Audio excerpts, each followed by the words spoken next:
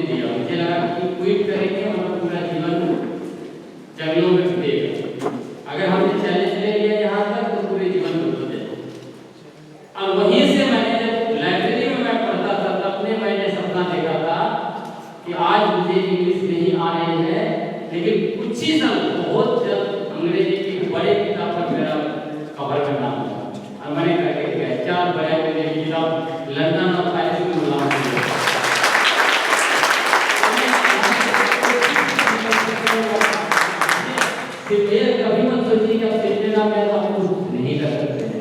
मैं सिमडेगा के जंगलों में भैंस चराते हुए पढ़ते हुए जेनेवा तक जाकर भाषण लेके आया हूँ, और अभी बहुत बड़े बड़े इंटरनेशनल यूनिवर्सिटी में मैं जाता भी, जो कभी मैं इंग्लिश मीडियम में पढ़ा नहीं, लेकिन मैं अच्छी तरह से इंग्लिश में लिख सकता हूँ, अच्छी तरह से मैं बातें कर सकता हूँ, लेक्चर दे सकता हूँ, सब कुछ कर सकता हूँ। तो कहने का मतलब कि हम एक एक कोई कर सकते हैं। अब हम आते हैं आज का जिस चीज के लिए आप लोगों को यहाँ पर बुलाया है, उसको हम समझने की कोशिश करते हैं।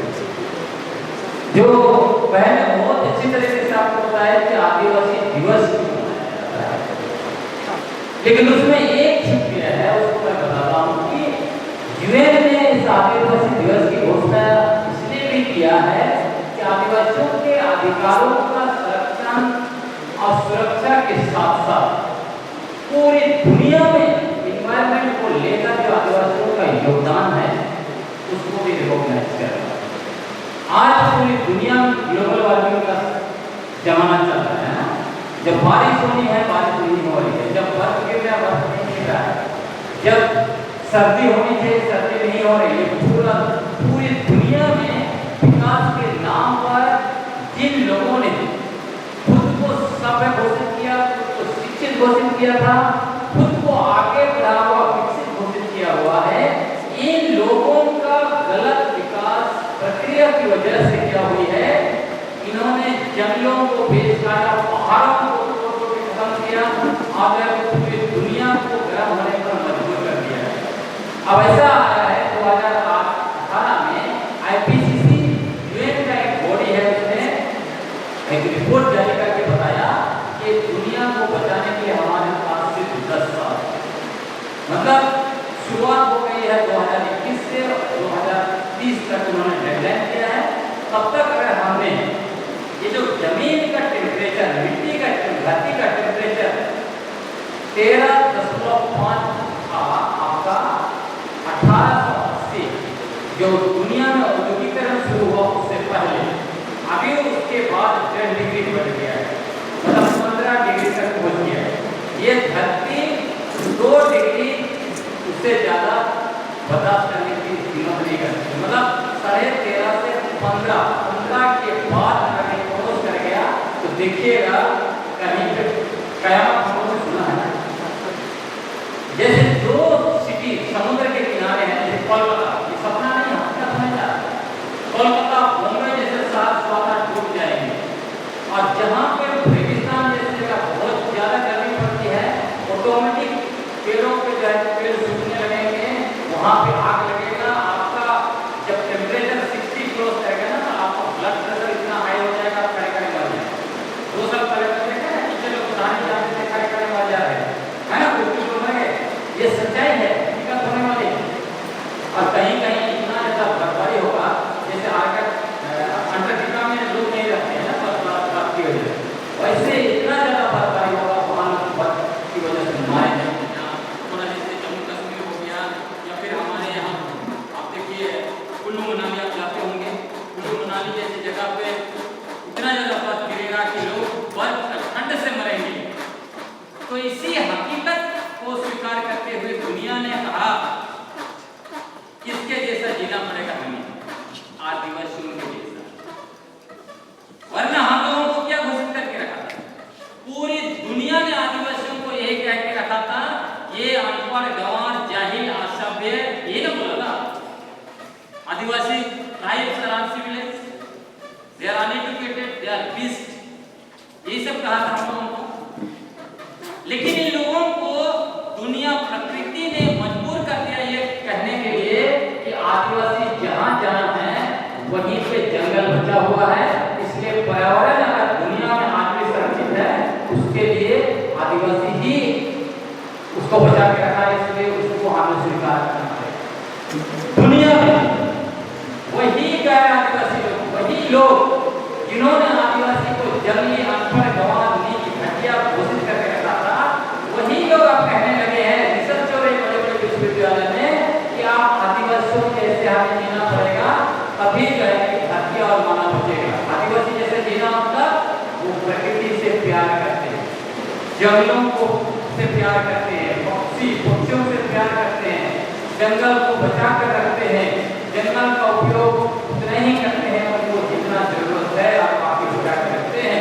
इसलिए अगर धरती और जीवन को बचाना है तो हम लोगों को आदिवासी जीवन जीना पड़ेगा। तो इसीलिए आज पूरी दुनिया में विश्व आदिवासी दिवस जोर शोर से मनाया जाता है, लेकिन हमारे देश के लिए दुर्भाग्य इस बात का कि आज भी भारत सरकार, आरएसएस और दूसरे गैर आदिवासी लोग, वो लोग आज भी आदिवासी शब्दों को स्वीकार करने के लिए तैयार हैं। ये छोटी मोटी बात नहीं है। अच्छा, मैं आपसे सवाल पूछता हूँ, आप जैसे कितने लोग हैं जिनको आदिवासी होने पर गर्व महसूस है? सचमुच मुझे माफ करके बताइए, कितने लोग हैं सचमुच में? ठीक है, शुक्रिया। लेकिन मुझे कई जगह पर यह सुनने को मिला, आज से 10 साल पहले बहुत सारे युवा लोग कहते हैं कि काश मैं गैर आदिवासी समुदाय में पैदा हुआ रहता तो अच्छा होता। आज चीजें बदल रही, वो अच्छी बात है। तो आज हम लोगों को एक तो ये आपको समझना चाहिए, आदिवासी आइडेंटिटी का मतलब हमारे देश में क्या होता है? आदिवासी का मतलब क्या है? आज आप देखते होंगे कि पूरे राज्य में आदिवासी आइडेंटिटी को, आदिवासी पहचान को धर्म में फिक्स करने की बहुत बड़ी षड्यंत्र चल रही है। कोई कह रहा है कि जो सरना पूजा करता है वही आदिवासी है, कोई कह रहा है जो आदिवासी ईसाई धर्म को मानता है वो आदिवासी नहीं रहा, कोई कह रहा है कि जन्म लेने से कोई आदिवासी नहीं होता, उसको आदिवासी भाषा संस्कृति आदिवासी थी उसको आदिवासी बनाते हैं। कोई कहता है कि आदिवासी शब्द नहीं, आदिवासी शब्द गलत है, वनवासी शब्द अच्छे हैं।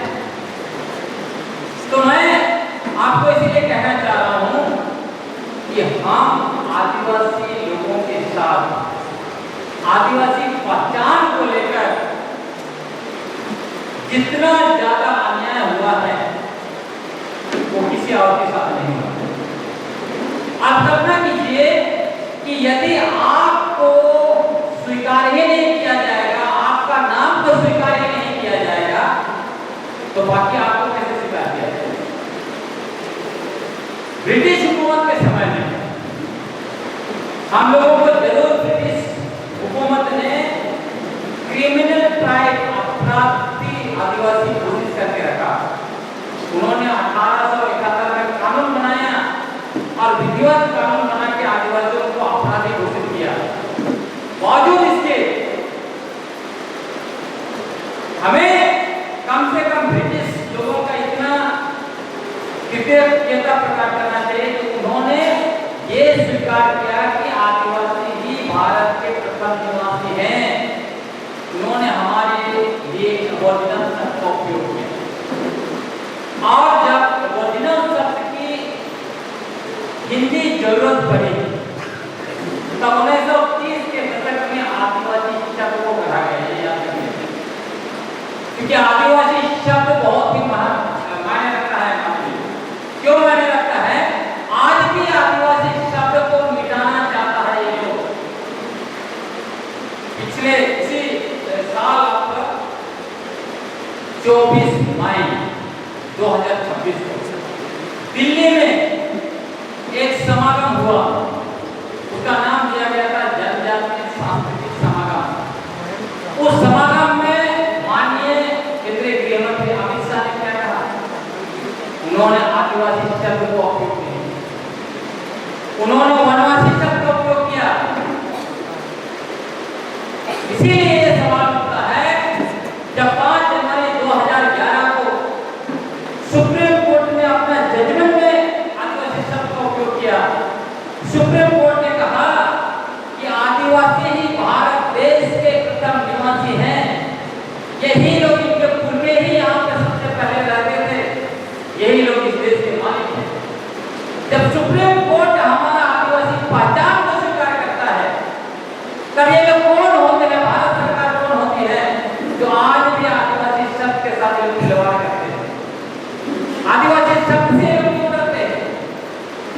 आदिवासी का अर्थ है आदि काल से रहने वाले लोग, और ये लोग इसी को नकारते थे।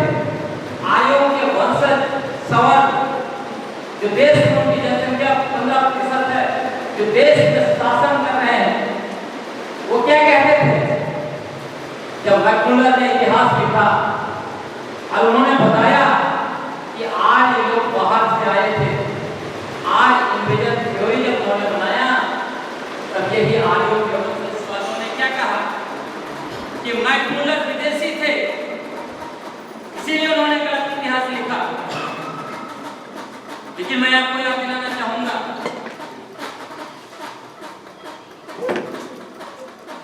हमारे पास 3 डीएनए रिपोर्ट आया 2018 में डीएनए रिपोर्ट आया, जो पूरी दुनिया के 92 साइंटिस्टों ने मिलकर डीएनए रिपोर्ट निकाला। वो लोग ये जानना चाहते थे कि आखिर साउथ एशिया में और खासकर भारत में जो लोग रहते हैं, वो लोग कहां से आए, कौन मूल लोग हैं, जिसमें इंडियन साइंटिस्ट भी शामिल थे। उन्होंने उस डीएनए रिपोर्ट में साबित कर दिया कि भारत में सबसे पहले लगभग 65,000 साल पहले आदिवासियों का अस्तित्व था। हंटर और गैदरर थे। उसके बाद 2018 में डीएनए रिपोर्ट आया। 2019 में क्या डीएनए रिपोर्ट आया? क्योंकि ये आर्यों के वंशज सवर्ण लोग, उन्होंने एक फेक नैरेटिव तैयार किया और कहा कि सिंधु घाटी सभ्यता उनका है, वहीं से हिंदू शब्द निकला है। तो वहां भी आर्कियोलॉजिकल सर्वे ऑफ इंडिया ने खुदाई की, और खुदाई करने के बाद रखी गई, हरियाणा के हिसार जिला में रखी गई सिंधु घाटी सभ्यता का एक बड़ा पुराना इलाका है। उन्होंने खुदाई किया तो वहां पे एक बड़ा कब्र मिला, जहां पे 61 कब्र मिले। वहां एक महिला का सबसे पुराना कंकाल लगभग 4.5 से 5,000 साल पुराना, उसमें आर्यों का डीएनए R1A1 नहीं मिला। इसका डीएनए क्या? द्रविड़ियन का मिला और यूरल टाइप का डीएनए वहां पर मिला। तो ये लोग कहते हैं सिंधु घाटी सभ्यता इनका है, उस डीएनए रिपोर्ट ने उनके अस्तित्व को खारिज कर दिया। वो लोग कहते थे कि उनका भगवान की भाषा है, संस्कृत भाषा है, लेकिन खुदाई किया गया चीजों में कहीं भी संस्कृत का कोई नाम नहीं था। इनके ऊपर ये घोड़ा से आए थे। इस सदान हम लोग बोलते हैं, सदान कहां से निकला? सतों, मुंडारी भाषा सतों किसको बोलते हैं? घोड़ा। घोड़ा से लोग आए थे ग्रेशियस। तो इनका घोड़ा का वहां पे आकृति मिला, कितना पुराना? 1000 साल पुराना। ये लोग कहते थे देखो 1000 साल पुराना आकृति मिला, घोड़ा यही का है। तो पता चला यूरोप में 15,000 साल पुराना घोड़ा का कारखाना हुआ। तो इनका सारा का सारा दावेदारी फेल हो गया। तो ये लोग भारत को अपना वश करना चाहते थे, कहते थे कि हम भी यहीं पे पैदा हुए, हम बाहर से नहीं आ रहे। तो इसको डीएनए रिपोर्ट 2019 ने भी खारिज कर दिया। उसके बाद 2024 में कैलिफोर्निया यूनिवर्सिटी का एक रिपोर्ट आया, वो इंडियन साइंटिस्ट, उनका डीएनए निकाला, और वो डीएनए रिपोर्ट चलता है, वो बता रहा है भारत में लगभग 50,000 साल पहले हंटर और गैदरर रहते थे। फिर उन्होंने रिपोर्ट में यही बताया कि ये जो आर्यन है, स्टेपी कहते हैं अंग्रेजी में, यूरोप और एशिया के बीच में एक जगह है, समतल रास्ता जिसको बोलते हैं यूरेशिया। अधिकतर सेंट्रल एशिया से आए लोग कहते हैं। तो ये यूरेशिया से 1500 बीसी पहले, तो 1500 बीसी उधर और इधर 2000 जोड़ लीजिए, 3,500 साल पहले भारत आए। इसी सच्चाई को दबाने के लिए, इसी सच्चाई को खारिज करने के लिए ये लोग आदिवासी शब्द को नकारना चाहते थे। विगत 75 वर्षों से राष्ट्रव्यापी अभियान चला रहा है, छोटा मोटा नहीं है। इन्होंने आदिवासी शब्द को खारिज करने के लिए 1952 में छत्तीसगढ़ के जसपुर में वनवासी कल्याण आश्रम बनाया, और वनवासी शब्द को ऑफिशियली रिकॉर्ड करते, वनवासी कल्याण के अंदर वनवासी वनवासी वनवासी इनको आदिवासी से इतना डर है। इनका थिंक टैंक आत्मधन को पूछा गया, आखिर आप आदिवासी शब्द का उपयोग क्यों नहीं करते हो? वो कहते हैं आदिवासी बोलने से स्वतः ये हो जाता है कि आदिवासी यहाँ के असली लोग हैं और हम जो है विदेशी हैं। अब समझ रहे हैं कि आदिवासी शब्द से कितना डरते हैं ये लोग। जैसे ही आप अपना परिचय आदिवासी के रूप में देते हैं, मैं फलाना आदिवासी हूँ, भूल पीछे लगता है, विदेशी होने का उन्हें एहसास होता है। और इसीलिए हम लोगों को स्वदेशी विदेशी के नाम से लोग नफरत फैलाता है। क्या कहता है? अंग्रेजों से नफरत करो, अंग्रेजी भाषा से नफरत करो, अंग्रेज ये ईसाई धर्म से नफरत करो, ये पाकिस्तान है। जबकि हकीकत है यही लोग जो है जो हमें आपस में लड़ाता है, ये लोग खुद विदेशी है। तो ये जो आदिवासी पहचान है, आपको समझना है कि आदिवासी पहचान को मिटाने के लिए एक दो षड्यंत्र नहीं हुआ है ऐसा। कुछ और भी मैं आपको बताता हूँ। 1930 के दशक में, जैसे मैंने आपको कहा, आदिवासी शब्द आया राष्ट्रीय प्लेटफॉर्म पर। महाराणा में जयपाल सिंह मुंडा लंदन से पढ़ के आए। आने के बाद उन्होंने आदिवासी महासभा का अध्यक्ष बनना स्वीकार किया और उसके बाद आदिवासी शब्द को राष्ट्रीय प्लेटफॉर्म पर स्थापित कर दिया। और उनका भाषण 19 दिसंबर 1946 का आपने लोग पढ़ लिया। क्योंकि उन दिनों आदिवासियों को सिर्फ और सिर्फ जंगली कहा जाता था। जंगली कह के आदिवासियों को अपमानित किया जाता था। वो संविधान सभा में पहले भाषण देते हैं जहां पे आजादी के champion doctor Rajendra Prasad, Nehru, Patel, doctor Bhimrao Ambedkar, Sarojini Naidu, ये सारे बड़े बड़े हस्तिमान मौजूद थे। ये सारे 6-7 हस्तियों में भाषण दे दिया था। उसके बाद वो कहते हैं, कटाई से ये कहते हैं कि मैं जंगली हूँ और मैं मुझे जंगली होना गर्व की बात है। मैं देश के 30 लाख जंगलियों की तरफ से आके मैं यहाँ पर बोल रहा हूँ। पूरे देश के आदिवासियों को सम्मिलित करके इनकी तरफ से वो कहते हैं और लोग सारे लोगों को कहते हैं कि आप सारे लोग विदेशियों के वंशज हैं, बाहर से आए हैं।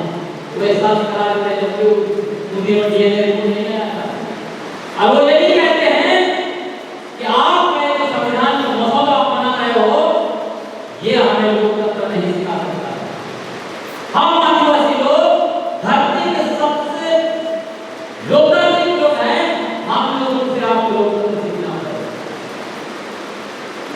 मानव में जयपाल सिंह मुंडा का ये भाषण आज सच साबित हुआ। जिसको हम आरोपी लोकतंत्र कहते हैं, उसमें भ्रष्टाचार के अलावा कुछ नहीं। आज देखिए एक एमएलए एमपी बनने के लिए करोड़ों रुपए खर्च करना पड़ता है। वो पूरा कॉर्पोरेट हमारा डेमोक्रेसी चला रहा है, लेकिन हमारा पूरा में क्या डेमोक्रेसी सिखाया? हमारे लोग क्या अपने पारंपरिक स्वतंत्र व्यवस्था में पूरी दुनिया को दिखा दिया कि बिना पुलिस का कैसे शासन चलाया जाता है, बिना संपूर्ण में कैसे न्याय दिया जाता है। इस सारा आदिवासी पारंपरिक स्वतंत्र व्यवस्था में उन्होंने करके दिखाया। हम लोग जंगल में जाते हैं तो एक साथ जाते हैं, रोपा भी रोकते हैं, खेत में हाथी चलाते हैं। हमारा सारे जीवन में लोकतंत्र भरा है। कैसे जाएंगे? हल चलाएंगे, अपनी बात करें, इधर से जोतेंगे कि इधर से जोतेंगे, तो नफा नहीं। जंगल में जा रहे हैं, अपनी में कभी कभी सबका हुआ कि ये डेमोक्रेसी से वोट देना, चुनाव जीतना नहीं होता। परिवारों में आप कैसे बात करते हैं, कैसे निर्णय लेते हैं, न्याय कैसे करते हैं, सारे डेमोक्रेसी की बात। इसीलिए भारत में जयपाल सिंह मुंडा ने उन बड़े बड़े नेताओं से कहा कि डेमोक्रेसी आपको एक संविधान सिखाने वाला नहीं है, आपको डेमोक्रेसी हमको सीखना पड़ेगा। लेकिन साथियों, ये सब होने के बाद भी आदिवासी शब्द को स्थापित कर दिया था महाराणा में जयपाल सिंह मुंडा ने। उसके बावजूद गांधी ने आदिवासी शब्द को उपयोग करने से परहेज किया। याद रखिएगा, कहाँ आदिवासी शब्द को जाकर खत्म किया जाता है। तो गांधी ने आदिवासी शब्द के अटैक के लाए डिवीजन। उसके बाद जब संविधान का मसौदा बना, उस मसौदा का देखिएगा, मसौदा का अनुच्छेद 13(5) में एबोरिजिनल शब्द का उपयोग किया गया। हिंदी में आदिवासी शब्द का उपयोग किया गया था। डॉक्टर भीमराव अम्बेडकर को डर लग गया, यदि संविधान में आदिवासी शब्द होगा तो बाकी दलितों का क्या होगा। आदिवासी आज न कल दावा करेंगे कि भारत के मालिक हैं, इसलिए भारत के सारे संसाधनों पर पहला हाथ आदिवासियों का है। इसी डर से 1 दिसंबर 1948 को संशोधन संख्या 491 के द्वारा मरम्मत के जब विधानसभा में नहीं थे, डॉक्टर भीमराव अम्बेडकर ने आदिवासी शब्द को संशोधन कर दिया। आज भी आप 1 दिसंबर 1948 में क्या हुआ संविधान सभा में, नेट में खोज सकते हैं। संविधान सभा का पूरा प्रोसीजर मालूम होगा। और उसके बाद जैसे ही शाम को पता चलता है महाराष्ट्र के जज्बात जिंदा हो, अगले दिन आके पूछते हैं कि मैं जानना चाहता हूँ डॉक्टर अम्बेडकर से कि उन्होंने संविधान से आदिवासी शब्द को क्यों हटाया। डॉक्टर अम्बेडकर के पास कोई जवाब नहीं होता। इतना ही बोलते हैं कि जैसे अक्षर का कोई मतलब नहीं होता है, आदिवासी शब्द का कोई मतलब नहीं। बताइए कितना भारी अन्याय हमारे साथ किया। यदि आज आदिवासी शब्द होगा संविधान में, तब क्या होगा। यदि संविधान में आदिवासी शब्द होगा तो 1997 में भारत सरकार का प्रतिनिधि यूएन जाके इंटरनेशनल वर्किंग ग्रुप के सामने ये नहीं कहता कि भारत का आदिवासी नहीं है। उसके बाद डॉक्टर रामलाल मुंडा को यूएन जाके ये नहीं बोलना पड़ता कि देखो मैं देश का 10 करोड़ आदिवासियों की तरफ से आया हूं ये बोलने के लिए भारत सरकार झूठ बोल रही है। इतना समझ आज से आप बीजेपी के लोग तब आदिवासी शब्द को परहेज नहीं करते, तब वो हमारे ऊपर आदिवासी शब्द नहीं बोलते, हमारा पहचान को मिटाने के लिए कोई काम नहीं करते। हिम्मत नहीं होती तो संविधान के हित होगा। और उसमें भी देख लीजिए कि संविधान में जब आदिवासी और एबोरिजिनल शब्द को हटाया गया, उसके जगह क्या शब्द डाला गया, अंग्रेजी में शेड्यूल्ड ट्राइब और हिंदी में अनुसूचित जनजाति।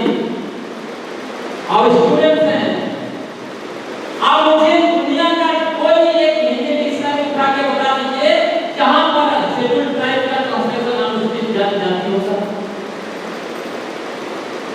कितना भारी है हमारे साथ।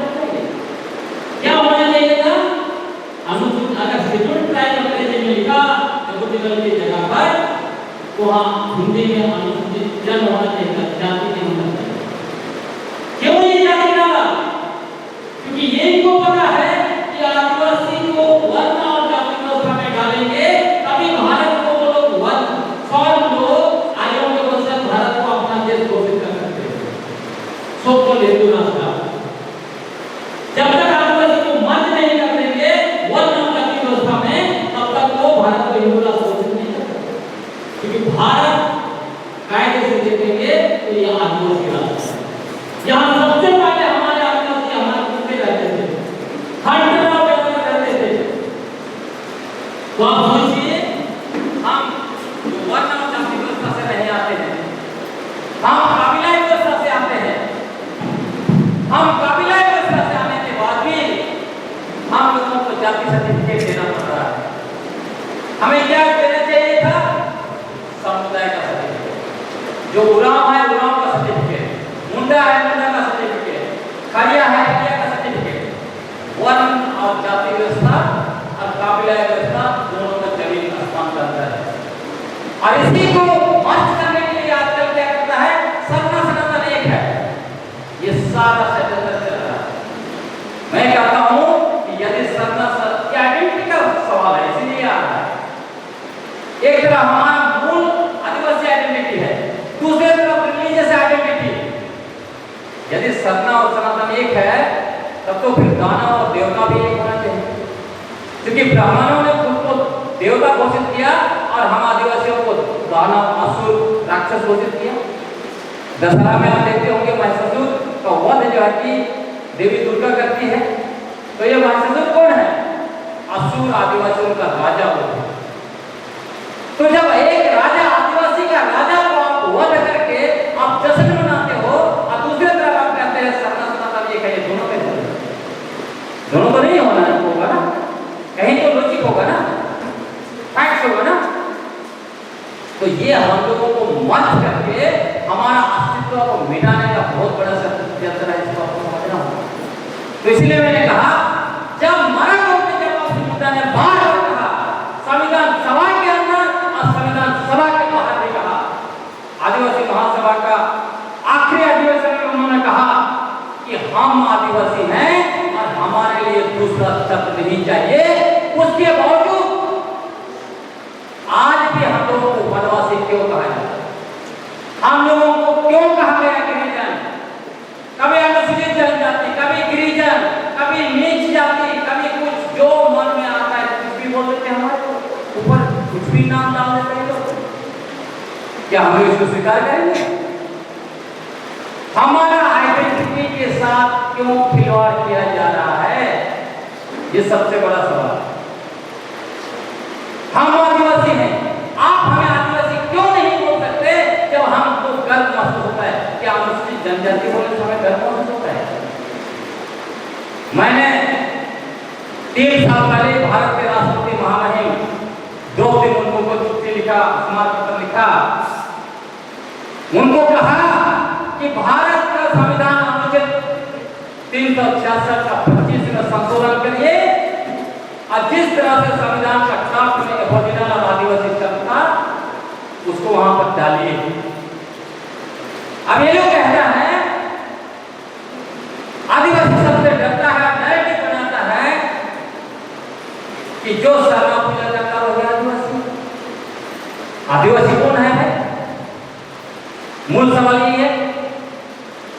तो आदिवासी कौन है उसको बहन ने यूएन के डिफिनेशन में रखा, बहुत अच्छे से रखा, लेकिन जब इसको हम लोग भारत के संदर्भ में कहेंगे तो डीएनए रिपोर्ट 2018, 19 और 24 ने डिफिनेशन बता दिया और सबसे स्पष्ट डिफिनेशन 2024 का डीएनए रिपोर्ट पढ़ी, क्या बता रहा है? हंटर और गैदरर। मतलब जो लोग शिकार करते थे, कंदमूल खा के, फल फूल खा के जीते थे, वही आदिवासी थे और उनके वंशज आज चाहे कोई धर्म को मानता है नहीं मानता है, वो सारे आदिवासी। और आपको मैं बताना चाहता हूं, जो लोग आदिवासी आइडेंटिटी को धर्म में फिक्स करना चाहता है, 2011 का सेंसस में देश भर के 2 लाख आदिवासियों ने लिखा है कि वो कोई धर्म को नहीं मानते हैं। वो आदिवासी है नहीं? अगर आप कहते हैं जो सरना पूजा करता है वो आदिवासी है, तो ये 2 लाख लोग कोई पूजा पाठ नहीं करता, वो आदिवासी है कि नहीं है? दूसरा, 2011 में जो जनगणना हुआ है, उस जनगणना में 7.2% ओबीसी जातियों ने लिखा कि वो सरना पूजा करते हैं। तो अगर आप कहते हैं जो सरना पूजा करता है वही आदिवासी है, तो फिर ये ओबीसी जातियां जो सरना पूजा करते हैं आदिवासी है? सबसे बड़ा चीज, धरती आबा भगवान बिरसा मुंडा, उन्होंने ईसाई धर्म को त्यागा, उन्होंने हिंदू धर्म को त्यागा, उन्होंने सरना पूजा को त्यागा, बोंगा प्रथा, बलि प्रथा की आलोचना की, अपने को भगवान घोषित किया, आदिवासी। ये सब चीजें आपको सोचने के लिए मैं डाल रहा हूँ, क्योंकि आदिवासी आइडेंटिटी को लेके बहुत ज्यादा फर्जी नैरेटिव बनाया जा रहा है। कहा जाते हैं आजकल लोग, ये भी नैरेटिव है कि जन्म से आदिवासी नहीं होता, जो आदिवासी परंपरा को मानता है आदिवासी होता। फिर तो ये जो ओबीसी जातियां 7.2% ये लोग सरना पूजा कर रहे हैं, वो फिर आदिवासी बना दीजिए उनको। बहुत सारे कुलमी, मातो, तेली और रावत के लोग सरना तो आदिवासी है क्या? मतलब आदिवासी को कुछ भी करके अपने से आइडेंटिटी को इधर से उधर घुमा रहे हैं। सच्चाई यह है कि आदिवासी होमो सेपियन के वंशज है। 70,000 साल पहले अफ्रीका से चलकर दुनिया के अलग अलग देशों में गए। भारत में 65,000 साल पहले वो होंगे लोग हैं। खड़िया, मुंडा, ऑस्ट्रो-एशियाटिक भाषा समूह के लोग उसके बाद आए। उसके बाद जो है कि द्रविड़ भाषा समूह के उराम और पहाड़िया उत्तरी समुदाय आए। तो ये सारे लोग अफ्रीका से निकलने के बाद यहां देखिएगा तो लगभग 65,000 साल तक कोई पूजा पाठ कुछ नहीं करते। वो सिर्फ और सिर्फ जिंदा रहने के लिए यहां से वहां भटकते रहे। कितने जानवरों को मार के खाया, कान, मूल, फल फूल जो मिला उसको खाया। तो आदिवासी आइडेंटिटी को अगर आप धर्म में फिक्स करना चाहते हैं, धर्म में फिक्स करते हैं, तो ये 65,000 साल तक कोई भगवान को नहीं जानते थे। वो लोग कौन थे? सवाल उठता है ना। सरना पूजा मुश्किल से 3,000 साल पहले शुरू हुई। इसलिए आप बिल्कुल नहीं कह सकते हैं कि जो सरना पूजा करता है वो आदिवासी। ये नैरेटिव अपने आप में अधूरा है, अपने आप में गड़बड़ है। इसलिए पूरी दुनिया में आदिवासी आइडेंटिटी किस तरह का है? पूरी दुनिया में आदिवासी को एथनिक आइडेंटिटी के रूप में जाना जाता है। हम लोग एक अलग नस्लीय समूह हैं। और तो कहता है जो लोग अपना धर्म बदल लिया वैसे बन गया वो आदिवासी नहीं है। तो मैं आपसे सवाल पूछता हूँ, अगर धर्म बदलने से आदिवासी चला जाता है तो मेरा पुरखा लगभग 4 पीढ़ी पहले धर्म बदला तो मेरा नाक नक्शा भी एकदम गोल मटोल अच्छा हो जाना चाहिए था, जैसे केरल के क्रिश्चियन लोग हैं। हो जाना चाहिए कि नहीं होना चाहिए? क्यों नहीं बदला मेरा नाक नक्शा? अगर धर्म बदलने से सब कुछ बदल जाता है, नस्लें बदल जाती है, भाषा, संस्कृति सब बदल जाता है, तो मेरा नाक नक्शा क्यों नहीं बदल रहा है? मुझे तो पूरी दुनिया में आदिवासी होने की वजह से लोग भेदभाव भी करता है। मैं लंदन में भारत में प्रोफेसर थी अपर कास्ट की, उसने सारे लोगों को गला लगाया, मेरे से हाथ तक नहीं मिलाया। पटना में मुझे तो कहा गया कि आप आदिवासी हो किस पद में कैसे। रांची में मुझे कहा गया ये शैतान है इसलिए अंदर आने मत दो, ये तो नया शादी वधू वर वधू का भविष्य खराब हो जाएगा। ये तो मुझे बुरा गया। एक तरफ आप कह रहे हैं कि आप ईसाई हो गए और आप आदिवासी नहीं हो, और इधर हमें आदिवासी होने की वजह से प्रभावित हो रहा हूं क्योंकि मेरा नाम कैसे हो जाएगा। तो ये जो कहते हैं कि धर्म बदलने से सब कुछ बदल जाता है, ये बकवास है, कुछ नहीं है। ये समाज शास्त्र को नकारते हैं, या एंथ्रोपोलॉजी को, मानव शास्त्र को नकारने का काम करते हैं, ये इतिहास को नकारते हैं, ये आनुवांशिक विज्ञान को, ये भाषाई विज्ञान को नकारने की कोशिश करते हैं। सिंपल सवाल है। वरना धर्म बदलने से सब कुछ बदल जाता तो आप सभी लोगों का चेहरा सब कुछ बदल जाता है ना। तो साथियों इसलिए मैं कह रहा हूं कि आदिवासी जो है वो अलग एथनिक ग्रुप है, एथनिसिटी है, सांस्कृतिक समूह है, कल्चरल आइडेंटिटी पूरी दुनिया में। यूएन ने यही कहा अलग एथनिसिटी के रूप में हमें आइडेंटिटी दिया, अलग कल्चरल ग्रुप के रूप में आइडेंटिटी दिया और अलग लिंग्विस्टिक भाषा समूह के रूप में अलग आइडेंटिटी दिया। हम लोग हिंदू आर्यन भाषा नहीं बोलते जरूर है, लेकिन वो हमारी भाषा नहीं है। हमारी भाषा क्या है? ऑस्ट्रो-एशियाटिक, द्रविड़ियन, निग्रोइड, ऐसे ऐसे हमारा भाषा समूह है।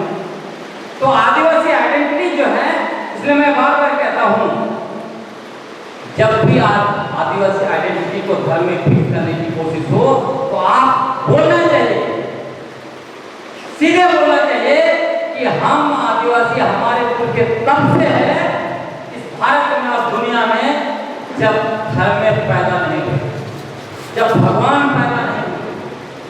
मैंने लगातार इस बात को कहा है और सच्चाई यही है। हम लोग जो हैं वो अलग नस्ल के लोग हैं, इसलिए कोई ये नहीं कह सकता है कि जन्म से कोई आदिवासी नहीं होता, जन्म से ही हम आदिवासी होते हैं। यूएन ने भी एक डेफिनेशन दिया, यूएन ने अलग अलग डेफिनेशन दिया है, उसमें यह भी है अगर कोई आदिवासी अपनी भाषा नहीं जानता, अपनी सांस्कृतिक परंपरा में नहीं जीता, उसमें आदिवासी का कुछ भी प्रैक्टिस नहीं दिखता है, फिर भी इसलिए आदिवासी है क्योंकि वो आदिवासी माता पिता से जन्मे। इसलिए ये सब बकवास नहीं चलेगा कि कोई सरना पूजा करता है वो आदिवासी है, या आदिवासी परंपरा ये है, वो है, ये है। और मैं इसमें चीजें भी जोड़ देता हूँ। कुछ लोग कह रहा था कि रूढ़ी प्रथा। रूढ़ी प्रथा का मतलब आप जानते हैं? आजकल वो भी मेरा चल रहा है कि जो रूढ़ी प्रथा मानता है वही असली आदिवासी। रूढ़ी प्रथा का मतलब है कभी ना बदलने वाला पुरखा लोगों का बनाया गया नियम दस्तूर, कभी नहीं बदले। मैं कहता हूं अंडमान निकोबार को छोड़कर भारत देश का कोई भी आदिवासी दावा नहीं कर सकता है कि वो रूढ़ी प्रथा में जीता है। इवन कि सरना पूजा करने वाला दावा नहीं कर सकता है कि वो रूढ़ी प्रथा में जीता। रूढ़ी प्रथा में जीने का मतलब आपको स्कूल कॉलेज में नहीं पढ़ना है। हमारे पुरखे कैसे सिखाते थे हमें जीने का तरीका? अखड़ा में सिखाते। रूढ़ी प्रथा का मतलब आप बुखार हुआ और जो है कि पैरासिटामोल खा लिए, ये रूढ़ी प्रथा नहीं है। रूढ़ी प्रथा का मतलब बुखार हुआ और आप जंगल का जड़ी बूटी खाइए। रूढ़ी प्रथा आप सिर से पैर तक आप ब्रांडेड कपड़ा, जूता और चप्पल और सैंडल पहनिएगा और बोलेगा हम रूढ़ी प्रथा। हाँ? जो लोग राज्य में बैठ के ये नैरेटिव देते हैं कि हम ही असली आदिवासी हैं, ये ईसाई बन के लोग नकली है, उनको देखिए ना, ब्रांडेड चश्मा, ब्रांडेड कपड़ा, ब्रांडेड जूता, ब्रांडेड सैंडल और ब्रांडेड मोबाइल। हमारे पुरखे संदेश कैसे भेजते? सबको अपना घुमाते थे। आप मोबाइल पकड़िएगा, आईफोन, और कहेगा हम रूढ़ी प्रथा में हैं, तुम ईसाई बन गए इसलिए तुम जो है कि आदिवासी नहीं रहा। तो ये धोखाबाजी चलने देंगे हम लोग? नहीं चलेगा ना। बड़ी बड़ी गाड़ियों में आप घूमिएगा, आप खरको पानी और पैदल चलिए, है ना? क्या बोलते हैं? जंगल में रहिए, फल फूल कंद खाइए, चलिए 2 महीना जी के देखिए रूढ़ी प्रथा में। मैंने बहुत लोगों को चुनौती दिया जो रूढ़ी प्रथा बोलता है, हमारा सिमडेगा जंगल में 2 महीना जीते हैं, बिना मोबाइल, बिना इसका खरकों में घूमते हैं, देखते कौन जीता है, कौन असली रूढ़ी प्रथा वाला है। तो सच्चाई क्या है लोग कि आप कोई भी धर्म को मानते हैं, आप जंगल चले जाइए, कुकड़ी कुटू करे कौन चुन रहा है?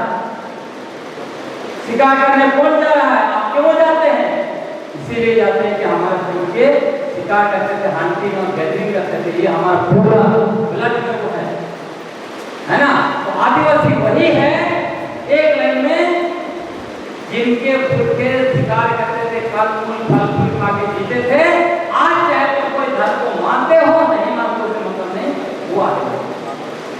तो आदिवासी आइडेंटिटी आपको समझ में आ गया? तो हम सारे आदिवासी हैं, हमें गर्व से कहना चाहिए हम आदिवासी हैं। कोई ये नहीं तय कर सकता कि फलाना आदिवासी है, फलाना ये नहीं है। ये आयोग के वंशज स्वर्ग लोग, आरएसएस उन्हीं का संगठन है, ये लोग तय नहीं कर सकता है कि कौन आदिवासी है कौन नहीं है। ये लोग खुद 3500 वर्ष पहले भारत से युद्ध के आए थे। दूसरी बात जो आपको समझना है वो ये है कि भारत में हमारे लिए संविधान में एक से एक प्रावधान किया है। 5वीं अनुसूची हमारा मिनी कॉन्स्टिट्यूशन है, लघु संविधान है। आप में से कितने लोगों ने 5वीं अनुसूची पढ़ा है? आप रहे जरा, मैं देखता हूँ। कोई भी नहीं पढ़ा। अगर आप अपना ही संविधान नहीं पढ़ेंगे, आप अपने अधिकारों को हासिल कैसे करेंगे? यही समस्या है कि हम ना कोई कानून पढ़ते हैं, ना जो है कि संविधान में हमारे लिए जो प्रावधान किया गया है उसको पढ़ते हैं। उससे क्या होता है? हमारा दुश्मन हमारा सारा संवैधानिक प्रावधान पढ़ा हुआ है, वो हमारा सारा कानून पढ़ के रखा हुआ है, इसीलिए हमारे सारे अधिकारों को जो है वो छीन रहे हैं। आप इमेजिन कीजिए, कल विश्व आदिवासी दिवस है, हम लोग गर्व करते हैं कि आज मौजूदा वक्त में भारत का राष्ट्रपति आदिवासी है। लेकिन क्या आपने गौर किया है, जब से वो राष्ट्रपति बनी है, विश्व आदिवासी दिवस में देश के 12 करोड़ आदिवासियों को उन्होंने एक बार भी बधाई नहीं दिया, जबकि उनको देश के अनेक अलग अलग धर्मों के छोटे छोटे पर्व त्योहार में उनको बधाई देने का मौका मिला।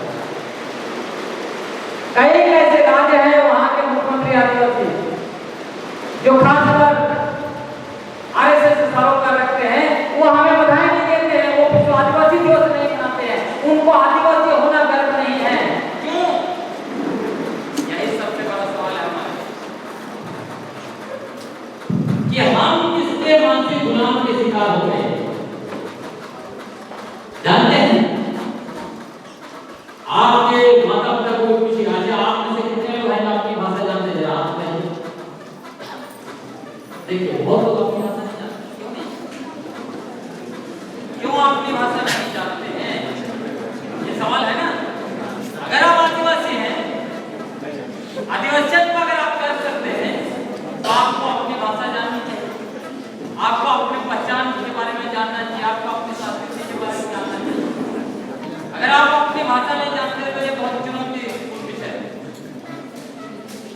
ये मानसिक गुलामी है, इसमें आपकी गलती नहीं। इसमें जो है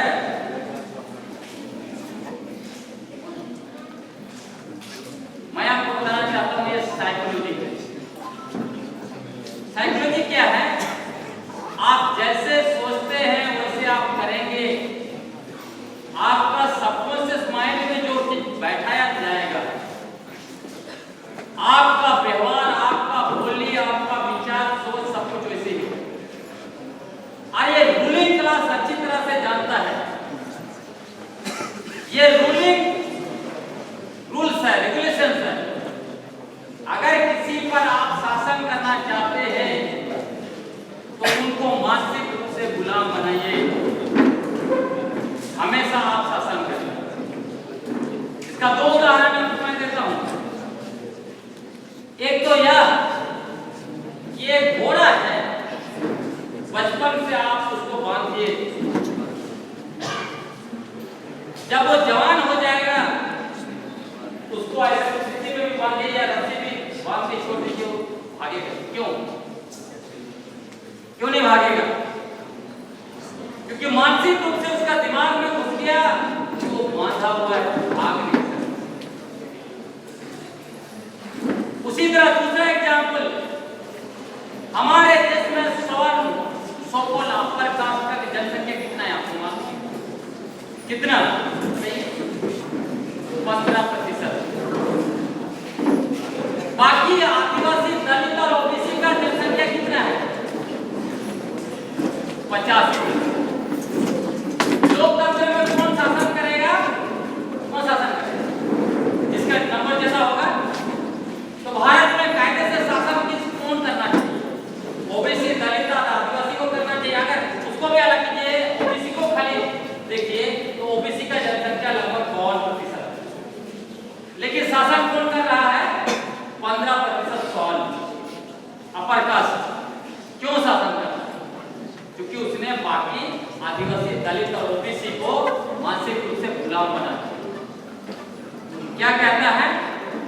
गर्व से कहो हम हिंदू हैं चुनाव के समय, लेकिन जैसे चुनाव खत्म हो जाता है, आपको अधिकार देने की बारी होती है, तो क्या होता है? आरक्षण देश तोड़ने वाला है। आरक्षण को खत्म करना चाहिए। क्या आरक्षण को खत्म करने का मांग ईसाई लोग करता है? क्या मुसलमान करता है? लेकिन आपको यही सुमन को क्या दिमाग में डाला है कि तुम्हारा सबसे बड़ा दुश्मन ओबीसी, दलित, आदिवासी का सबसे बड़ा दुश्मन ईसाई लोग है। इनका सबसे बड़ा दुश्मन कौन बताता है? मुसलमान है। जबकि असली दुश्मन कौन है? कौन है? असली दुश्मन खुद है। यूजीसी रेगुलेशन आया 2026 में दलित, आदिवासी और ओबीसी बच्चों को न्याय देने के लिए, उसका विरोध किसने किया? ओबीसी ने किया। क्या उस लड़के को ईसाई ने किया? क्या उस लड़के को मुसलमान ने किया? किसने किया? सवालों में अभी आरक्षण खत्म करने का अभियान कौन चला रहा है? वही चला रहा है जो आपको कहता है कि हम सबको जैसे हिंदू का सत्ता सुनाना नहीं है, वो आपको अधिकार नहीं है। तो इसलिए मैं कह रहा था ये जो मानसिक गुलामी होती है, मानसिक गुलामी की वजह से हम लोग ये नहीं जान पाते हैं कि जो व्यक्ति हमारे साथ खड़ा है वो हमारा शोषण कर रहा है। अब हम आदिवासियों को कैसे मानसिक रूप से गुलाम बनाएंगे? हम अपनी भाषा क्यों नहीं बोलते? क्यों संस्कृति पर, क्यों रंग पर गर्व नहीं करते हैं? क्योंकि हमारे दिमाग में डाला गया आदिवासी मतलब अनपढ़, गंवार, जाहिल, भिखरा, काला होना, नीच, घटिया। तो हम लोग क्या कर रहे हैं उसका परिणाम? हम अपनी भाषा छोड़ दिए, क्योंकि आदिवासी भाषा मतलब अनपढ़, गंवार, नीच, घटिया, जंगली लोगों का भाषा है।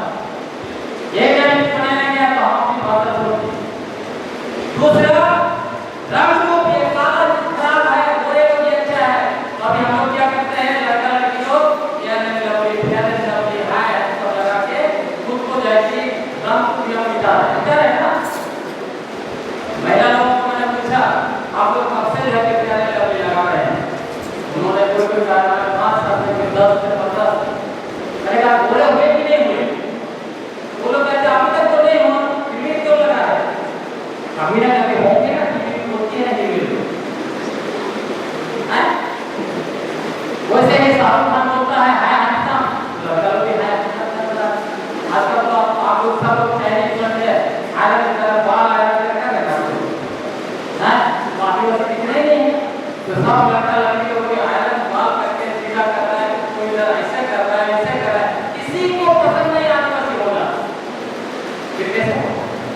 इनको अपना अलग लोग पसंद नहीं है। और मैं ये भी देखता हूँ, मैंने विज्ञापन देखा क्या आता है आदिवासी लड़का लड़की का शादी का विज्ञापन, जो अपना नहीं खोज पाए वो लोग हैं। क्या आता है विज्ञापन? बोलता है कि लड़का बैंक में नौकरी करता है, लंबा चौड़ा स्मार्ट है, उसको गोरी सुशील कर देना चाहिए। अब आदिवासियों को गोरी सुशील करने हैं तो जितने भी काली सोनी पैदा किया उसको कवर में डालो, तभी तो गोरी सुशील करने हैं। तो इसीलिए तो आप लोग सब गोरी सुशील हो रहे हैं। तो हम लोगों को अपने रंग से भी नफरत कराते हैं इन लोगों ने। रंग को खाना तो क्या होता है? आप लोग मटर रोटी खाते हैं? होता है मटर रोटी खाने से आप काला हो गया, तो मटर रोटी खाना छोड़ के जो चौमिन खाएगा चौमिन हो गया। और डॉक्टर के पास जा रहे हैं तो डॉक्टर बोलते जाके तुम मटर रोटी भूतली खाओ। तो खाना पुरान सबसे हम लोग को नफरत कराए नहीं, जंगल से नफरत कराया। होता है कि आप जंगली लोग हैं, जंगल में तो जंगली लोग आता है। आप देखिए आपके रिश्तेदार लोग या आप लोग जो लोग नौकरी करते हैं, क्या गाँव में अगर जंगल के बीच में 50 एकड़ जमीन है, उसको छोड़ के टाउन में 20-30 जमीन खरीद लिया, मोंटे बना लिया, वहीं के अच्छा लगा। गाँव का जमीन छोटा छोटा नहीं, ये मानसिक गुलामी का है। हमें अपना जंगल झाड़ नदी पानी छोड़ के टाउन में भाग रहे हैं और टाउन वाले लोगों को व्यक्तियों को समझ में आ गया ये जंगल में कब्जा करो तो हमारा जंगल झाड़ या जंगल जमीन सब कुछ को कब्जा कर रहा है। हमारी बेटी माटी रोटी को भी लेके जा रहा है। अच्छे अच्छे लड़कियों को आजकल देखिए जो भी अफसर बन रही है उसके पीछे मोटरसाइकिल लगा दे रहा है, कार लगा दे रहा है। लोगों को भी लग रहा है बाप देखता है क्या मोहब्बत हो रहा है। हाथ में नौकरी भी किया, उसके हाथ में जमीन भी कर दिया, सब कल्पना से बहुत सारे ये लोग सुबह जैसे लेक्चर आता है। सच में यहाँ लड़कियों को ले मैं Tata institute of social science Mumbai में जब गया था, इसका ट्रेनिंग जाता था, ये जेएनयू में भी मैं स्टूडेंट के साथ बात किया। वहाँ जितने भी लड़कियां हैं सब आदिवासी को गर्लफ्रेंड बनाई हुई। तो मैंने उन लोगों से बात किया कि आपकी आदिवासी को क्यों कौन है लोग गर्लफ्रेंड क्यों बनाए, गायब आदिवासी लोगों को क्यों? तो बोलता है कि गर्लफ्रेंड को कौन गर्लफ्रेंड है?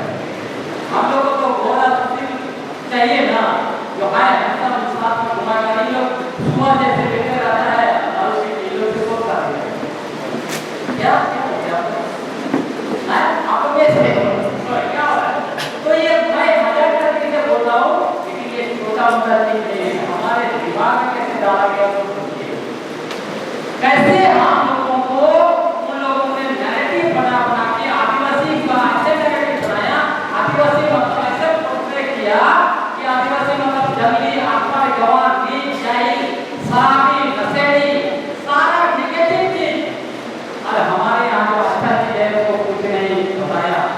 में बहुत सारी किताबें लिखा है, आपको पढ़िएगा कि कैसे अद्भुत जीवन दर्शन है।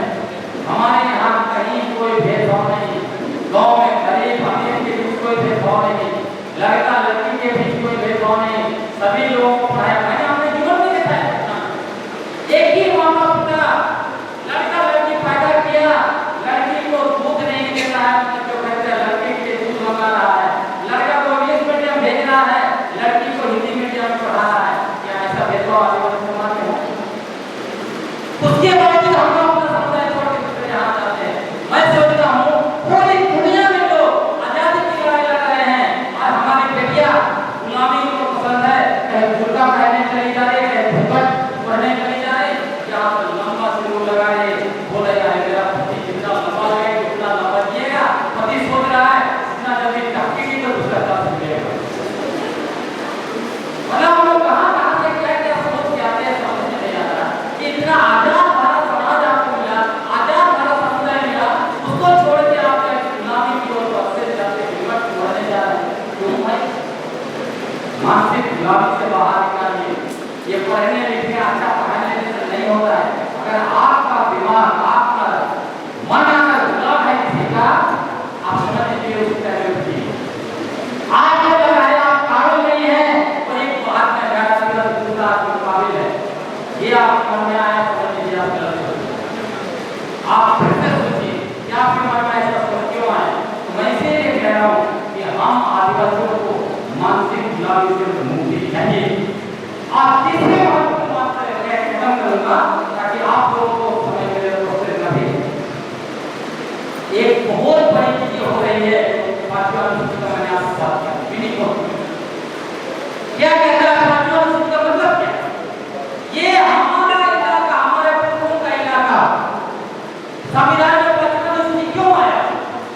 ये इसीलिए आया हमारे पुरखे ब्रिटिश हुकूमत के खिलाफ 180 साल तक संघर्ष किया और बलिदान दिया।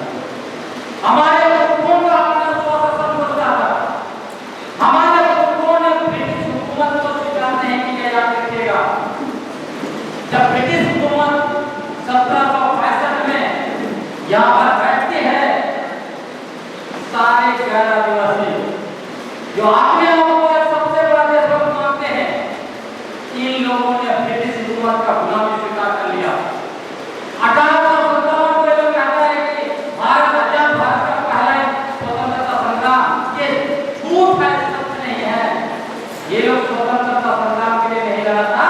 इनको पता चला, मांगल करने को पता चला कि वो जो बंदूक है उसमें गाय के तरफ लगाया गया है, इसलिए उन्होंने आंदोलन शुरू किया। वो आजाद करने, भारत को आजाद करने के लिए नहीं था, वो सिर्फ और सिर्फ अपना धार्मिक आस्था को बचाने के लिए, धार्मिक त्योहार को इसलिए लड़ेगा। भारत में आजादी का असली योद्धा हमारे पुरखे थे, जिन्होंने ब्रिटिश हुकूमत को कहा कि तुमको हम लोग स्वीकार नहीं करते हैं, यहाँ हमारा अपना सरकार है। आप श्रद्धालु कहिए, 60,000 श्रद्धालुओं ने घोषणा किया, ये इलाके हमारे हैं, यहाँ पर तुम्हारा शासन नहीं। इधर घाटिया बाबा बिरसा मुंडा उनके नेतृत्व में आदिवासी लोग लड़े, बाबा तिरुनामन जी उधर जाएंगे, भूमि लोग लड़ते कैसे लड़े, रघुनाथ की भूमि। तो हमारे लोग ब्रिटिश हुकूमत को स्वीकार नहीं किया, हम लोग कभी गुलाम नहीं रहे। याद रखिए, जब आर्य आए 3,500 साल पहले, तब भी आदमी ने हमें गुलाम नहीं बना सका। जब मुगल आए, मुगल भी हमारे इलाके में नहीं आए। अंग्रेजों का गुलाम हमने स्वीकार नहीं किया, गुलामी स्वीकार नहीं किया। आज क्या आदिवासी लोग बाकी को चाहे गुलाम करना, अनुसूचित क्षेत्र में भर गया। अनुसूचित क्षेत्र का निर्माण कैसे हुआ था? जनसंख्या के आधार पर नहीं हुआ था, याद रखिएगा। अनुसूचित क्षेत्र का निर्माण 1874 में अनुसूचित जिला अधिनियम के द्वारा बना, जनसंख्या बिल्कुल नहीं था। 1919 में गवर्नमेंट को किया गया एक देखिए, 1935 गवर्नमेंट को किया गया एक सेक्शन 91 92 अनुसूचित क्षेत्र का निर्माण, जनसंख्या के आधार पर कभी नहीं हुआ। संविधान बना पाया 6(1) और 2 देखिए, वहां भी जनसंख्या का रेफरेंस नहीं है। जनसंख्या का रेफरेंस 1961 में कमीशन का आता है, पहली बार कहता है कि नया क्षेत्र बनेंगे वही जनसंख्या आधार पर। लेकिन अभी क्या हो रहा है, सारे अनुसूचित क्षेत्र में प्रतिनिधित्व जनसंख्या के आधार पर हो रहा है, इसमें याद रखिएगा। अभी परिसीमन होने वाला है। परिसीमन होने से क्या होगा, यदि झारखंड में परिसीमन हो गया उसके बाद आदिवासी मुख्यमंत्री का भी नहीं बनेगा। क्यों? सीट डबल करेंगे विधानसभा में, 81 से बढ़कर 126 के आसपास होगा, लेकिन आदिवासियों का सीट 28 से घट के 22 हो जाएगा। क्या आपको कोई पूछेगा उसके बाद? गैर आदिवासी पूरी सरकार बना लेंगे, उसके बाद ना आदिवासी मुख्यमंत्री ना होंगे, कोई आपको पूछने वाला नहीं है। इसलिए मैं इसको कह रहा हूँ आपको 30 अगस्त को राज्य में बहुत बड़ी रैली करने के खिलाफ। क्यों? क्योंकि ये हमारा राजनीतिक विस्थापन है, राजनीतिक रूप से विस्थापन करेगा हम लोग के लोग। पहले क्या किया, अनुसूचित क्षेत्र में बड़े बड़े डैम बनाए, छोटे डैम के लगा के छोटे डैम भी बनाए, हम लोग पूरा जमीन को लगा के उसके बाद हम लोग खत्म करें। आदिवासियों को डैम में डुबाया, हमारा जमीन हमारा गांव डुबाया। हम आदिवासियों के इलाके में एचसी बोकारो राउरकेला जैसे बड़े बड़े फैक्ट्री बनाए। उसके अलावा सरकारी दफ्तरों में भी देखिए, सरकारी दफ्तर बनाने के लिए जमीन लिया, कोयला खदान, यूरेनियम खदान, कॉपर खदान, बॉक्साइट खदान सब हमारे इलाके में। परिणाम क्या हुआ, हम आदिवासियों के लोग हमारी जनसंख्या कम हो गई, बाहरी जनसंख्या आया, उसको सारे खदानों में नौकरी मिला, बड़े बड़े कंपनियों में नौकरी मिला, सरकारी दफ्तर में नौकरी मिला। वो लोग आए, अपना रिश्तेदार को लेके आए, ससुराल को लेके आए, सबको लेके आके भाग्य आज कह रहा है कि जनसंख्या हमारी ज्यादा हो गई, आप सीएम का कुर्सी भी आने चाहिए, मुख्यमंत्री का कुर्सी चाहिए, यहाँ जिला परिषद का कुर्सी चाहिए, सारा कुर्सी चाहिए। क्या हम उसको स्वीकार करेंगे? झारखंड किसके लिए अपना था? झारखंड अपने 30, 40, 50 सिर्फ आदिवासियों अपने वालों के कर रहे थे। आदिवासियों का कर रहा था, तो आज क्यों यह हो रहा है कि आदिवासियों का छीन के हम लोगों को विस्थापित किया, जमीन से खरीद संपदा से, नदी झरना पानी के बहाव से, उसी तरह आज हम लोग उसी से विस्थापित कर रहे हैं। तो साथियों, ये परिसीमन हमारा राजनीतिक रूप से विस्थापित करेगा। हम कम हो जाए, अनुसूचित क्षेत्र में आते हैं 43 सीट है। यदि यहाँ हमारे से वो नेता नहीं किया जाता तो अभी हमारा बहुत सरकार होगा। 43 सीट क्या किए लोगों ने? 43 में से 15 सीट को लगा दिया, 3 को जनरल कर दिया, 12 को जनरल करके 3 को एससी कर दिया। आप कल्पना कीजिए, रांची एचसी बना, बिहार के लोग आके भाग गए। उसके बाद क्या किए लोगों ने? हटिया विधानसभा को जनरल कर दिया, रांची को जनरल कर दिया, कांके को एससी को दे दिया। क्या हमारा बनाया है? रांची का लोकसभा जनरल कर दिया। क्यों भाई? यदि अनुसूचित क्षेत्र है तो जनसंख्या के आधार पर नहीं बना है, उसको जनसंख्या के आधार पर प्रतिनिधित्व दे रहे हैं।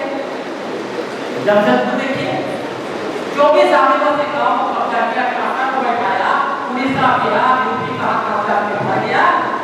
आज वहां का लोकसभा जनरल, दोनों विधानसभा जनरल, एक से छत्तीसगढ़ का के सीएम बना, एक से बिहार का के यहाँ मंत्री बना। कैसे हो?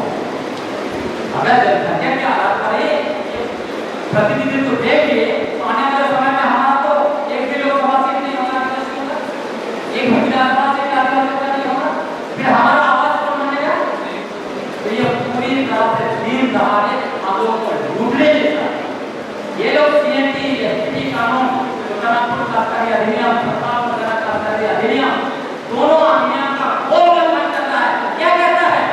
दोनों कानून कहता है आदिवासी का जमीन का आदिवासी नहीं ले सकता है, तो पूरा सिंधुगा में आदिवासी कैसे हर गया? आदिवासी का जमीन में पूरा राज्य में, जमशेदपुर में सारे जगह आदिवासी का जमीन में कैसे भर गया? बाहरी लोग जमीन भी लिया, बेटी रोटी माटी सब लिया, हमारा जितना भी जंगल पहाड़ नदी पानी खानी बेच के कौन खा रहा है? यही लोग खा रहे हैं। और यही लोग आपका है कुर्सी भी छोड़ो। अब मैं तो यहाँ पे हम लोग आए लोग अभी 10,000 बाहर से आ जाएगा यहाँ।